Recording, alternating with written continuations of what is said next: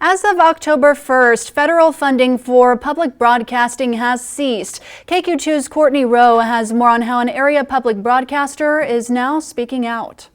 Well, federal funding for public programming has officially dried up, leaving many stations across the nation scrambling. This includes one just north of St. Joseph at Northwest Missouri State University in Maryville, Missouri. John Coffey, longtime broadcaster and station manager at Northwest's KXCV-KRNW radio network, has opened up about the struggle that these federal cuts impose on their operations.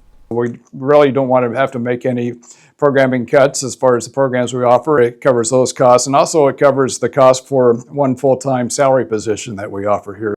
Coffey saying that not only does this eliminate nearly $200,000 worth of funding for their programming, but it also impacts the students working at the station trying to learn about the radio industry. We're one of the very few radio stations really in our region that continues to have a fully staffed local newsroom. If you go up and down the radio dial, there's not a lot of stations that continue to cover the local events. So the funding that we receive during this fall fund drive goes a long way into ensuring that we're able to continue to do that.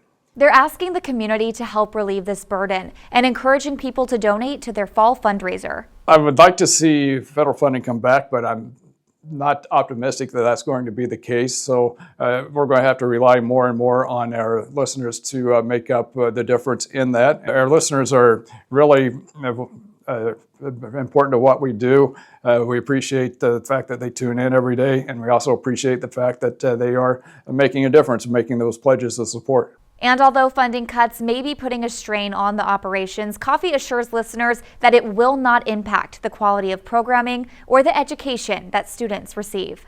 We have to just accept that that's what's taken place and try to deal with it, make the best of it. And again, at KXCV too, one thing to bring out, that not only we kind of have a dual mission, not only for our listeners to give the programming that they can't find anywhere else, but training students as they come through and future broadcasters. No matter what happens, we're here for our listeners and here for the students that come through our program. While the fall fundraiser does technically end October 10th, you don't have to quit there. They are accepting donations year-round, and they really appreciate that listener support.